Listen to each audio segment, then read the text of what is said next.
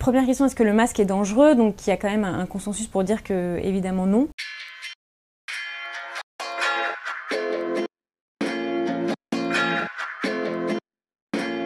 Certains pensent que le système immunitaire peut en pâtir, il n'y a aucune étude scientifique qui confirme ça. La deuxième chose, c'est qu'il y a eu des questions sur est-ce qu'on manque d'oxygène. Alors c'est vrai qu'il y a une sensation assez désagréable.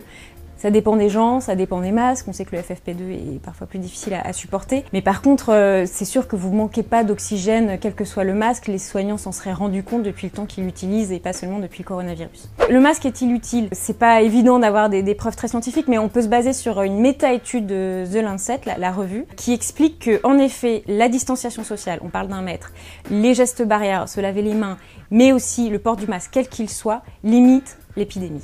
Après, la question, c'est quand est-ce qu'on doit le porter? Le ministre de la Santé a récemment fait un truc un peu synthétique pour nous tous. C'est la méthode ABCD. A, quand on est à risque. B, quand on est dans un lieu bondé. C, quand on est dans un endroit clos.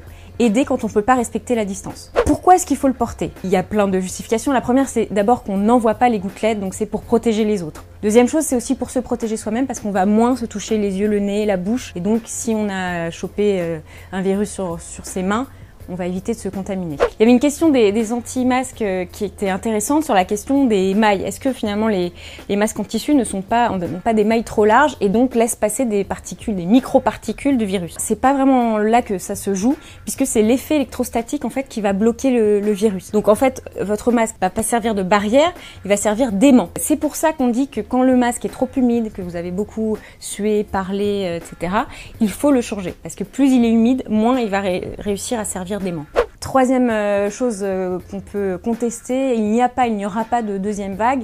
Bon, il n'y a pas seulement votre oncle anti-masque qui a pu dire ça, mais aussi le professeur Didier Raoult. Alors, qu'est-ce qu'on peut répondre? C'est un peu tôt pour dire si aujourd'hui on est déjà face à une deuxième vague. Ce qu'on peut voir, c'est que les chiffres sont plutôt alarmants, surtout le nombre de contaminations. On est à peu près à 2000 toutes les 24 heures depuis quelques jours. Ce qui est intéressant de voir, c'est que pour le moment, le nombre de décès et les entrées en réanimation augmente, mais vraiment très légèrement. Le conseil scientifique avait dit dès le 27 juillet, avait prévenu le gouvernement qu'on risquait d'avoir une deuxième vague, donc c'est pas des choses totalement infondées.